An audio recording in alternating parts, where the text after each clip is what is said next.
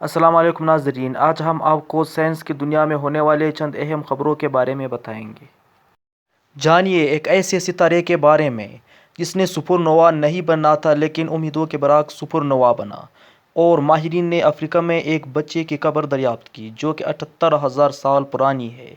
اس کے علاوہ ایک ایسا وائرس جو ایسے جین بناتا ہے جو بیکٹیریا کے دفاعی نظام کو ناکارہ کر دیتا ہے۔ لیکن یہ سب جاننے سے پہلے اگر آپ نے ابھی تک ہمارے چینل کو سبسکرائب نہیں کیا ہے تو سبسکرائب کیجیے گا اور بیل آئیکن پر کلک کیجیے گا، ویڈیو کو لائک کیجیے گا اور دوسروں کے ساتھ شیئر کریں۔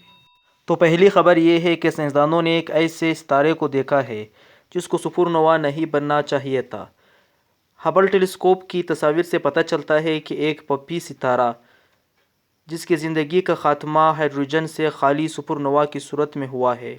لیونگسٹن میں واقع نارتھ ویسٹرن یونیورسٹی کے سائنسدان چارلی کلپیترک کا کہنا ہے کہ ایسے ستاروں کو سپر نووا بننے کے لیے ایک ستارے کا گرم ہونا بہت ضروری ہے اور دوسرے ستارے کا نیلی رنگ کا ہونا بھی ضروری ہے، اور اس کے درجہ حرارت کا 50,000 سے 10 لاکھ ڈگری سینٹی گریڈ تک ہونا چاہیے۔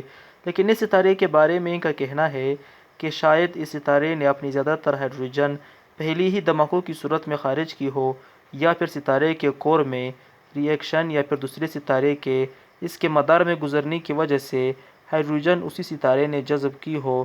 تو آپ اس بارے میں کیا کہتے ہیں، ہمیں ضرور بتائیے گا۔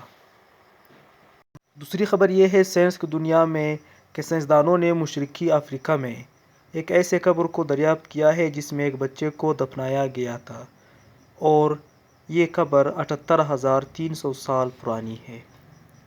میکس پلانک انسٹی ٹیوٹ کے آرکیالوجسٹ مائیکل پیٹرولیجے کا کہنا ہے کہ اس غار میں جس بچے کو دفنایا گیا تھا اس کا نام روٹو تھا، اور یہاں پر سے 80,000 سال سے لوگ یہاں پر بستے چلے آ رہے ہیں۔ جب اس بچے کو دفنایا گیا تھا تو اس وقت اس کی عمر 2.5 سے 3 سال ہوئی ہوگی، اور اس کی کافی ہڈیاں کافی اچھی حالت میں ہیں۔ تو اس سے پتہ چلتا ہے کہ اس وقت لوگوں نے اس کو بہت زیادہ اچھی حالت میں دفنایا تھا، اور یہ قبر اب تک دریافت کی گئی افریقہ میں سب سے پرانی قبر ہے۔ تیسری خبر یہ ہے کہ سائنسدانوں نے ایک ایسے وائرس کو دریافت کیا ہے جس نے بیکٹیریا کے ڈی این اے میں موجود ایڈینین کو زیڈ نامی انزائم سے ریپلیس کیا ہے۔ تو سائنسدانوں کا یہ خیال ہے کہ یہ زیڈ نامی انزائم اس وائرس کے جینوم میں موجود تھا جس کو فیور زیڈ بھی کہا جاتا ہے، اور اس کو ڈایا مینوفیورین بھی کہا جاتا ہے۔ تو اسی نے اس ایڈینین کو ریپلیس کیا تھا۔ اور سائنس کی دنیا میں روزانہ کی بنیاد پر ہونے والے اس طرح کے واقعات کو جاننے کے لیے ہمارے چینل کو ضرور سبسکرائب کیجیے گا اور بیل آئیکن پر بھی ضرور کلک کیجیے گا۔ شکریہ۔